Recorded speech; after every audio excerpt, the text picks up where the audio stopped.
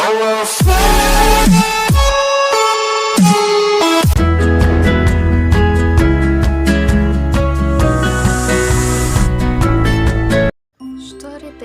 atau biasa disebut mendongeng merupakan cara penyampaian suatu cerita secara lisan.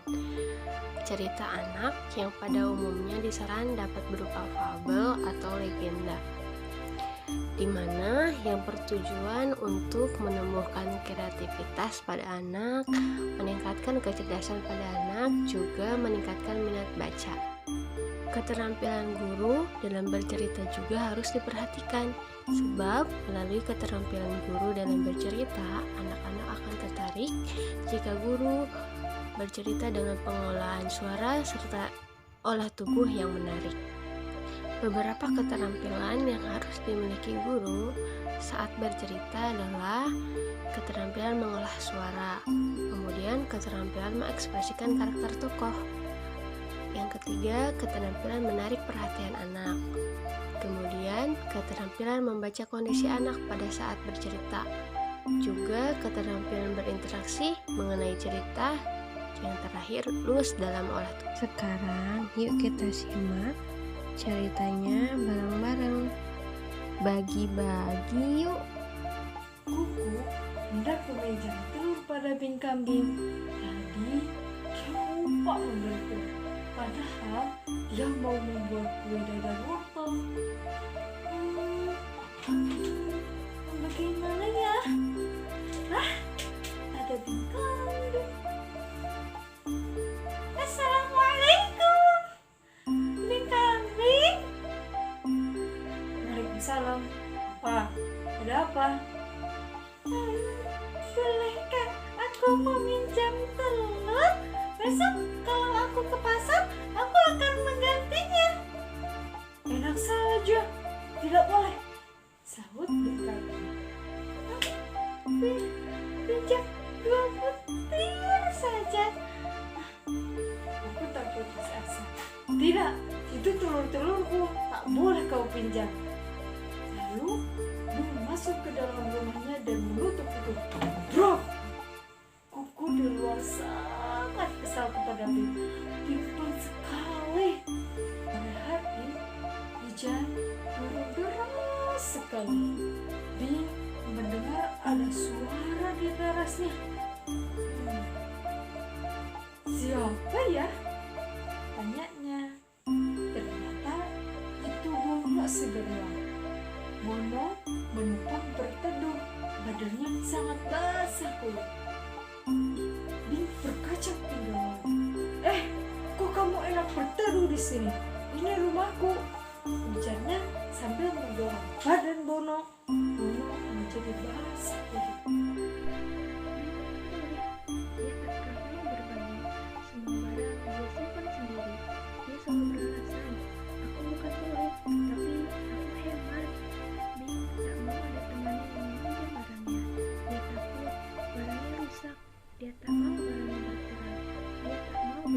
Suatu hari, sepupu Bing datang. Namanya Becky. Dia membawa banyak oleh-oleh. Wah, banyak sekali oleh-olehmu, kata Bing. Becky membawa 2 keranjang berisi buah dan sayur. Iya, kan aku tahu temanmu banyak. Jadi kamu bisa membagikan oleh-oleh ini untuk mereka, sahut Becky. Becky melotot. Apa?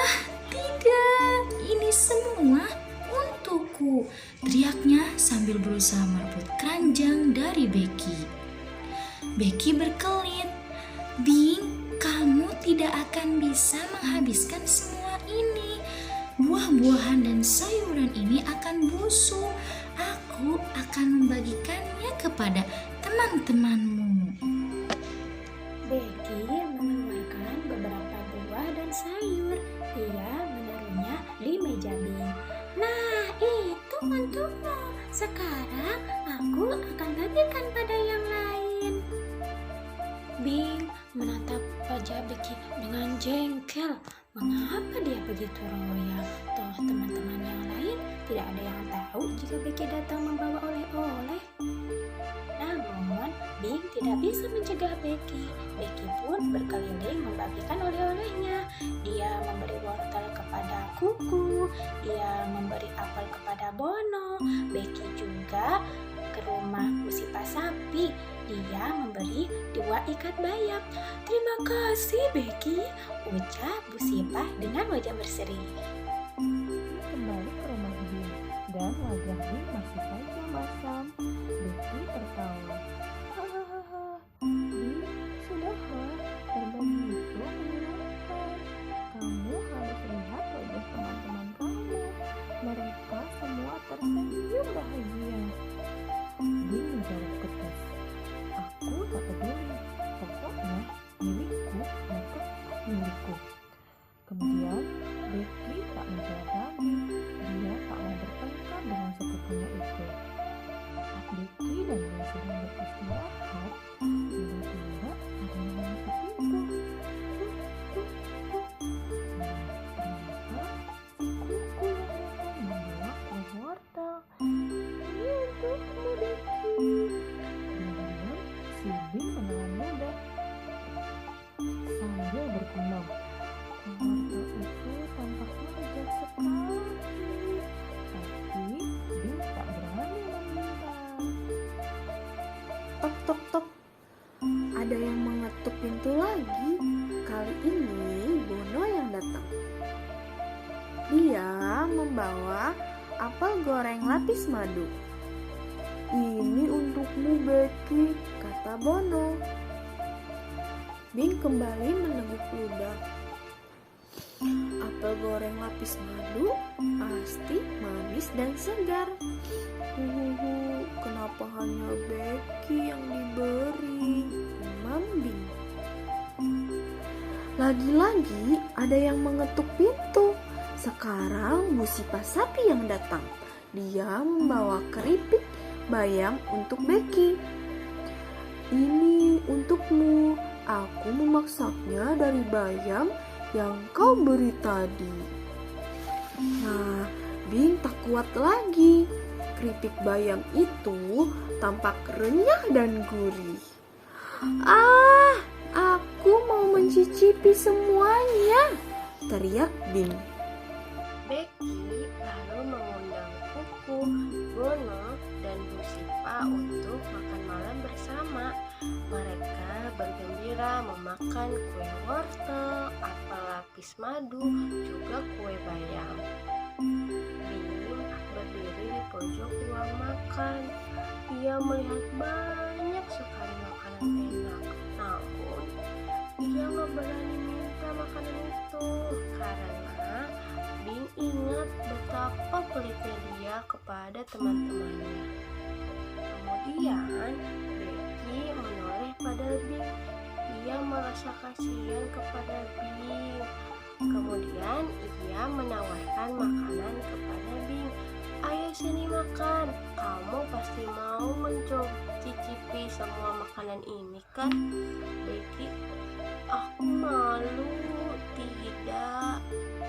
Namun, teman-teman Bing bilang agar Bing tidak perlu malu. Ayo, makanan di sini banyak, tidak akan habis, ucap Bu Sipah. Akhirnya, Bing mau bergabung.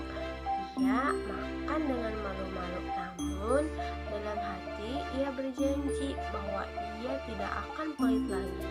Ia akan saling berbagi apapun dengan temannya karena berbagi itu lebih indah dan menyenangkan. Selesai.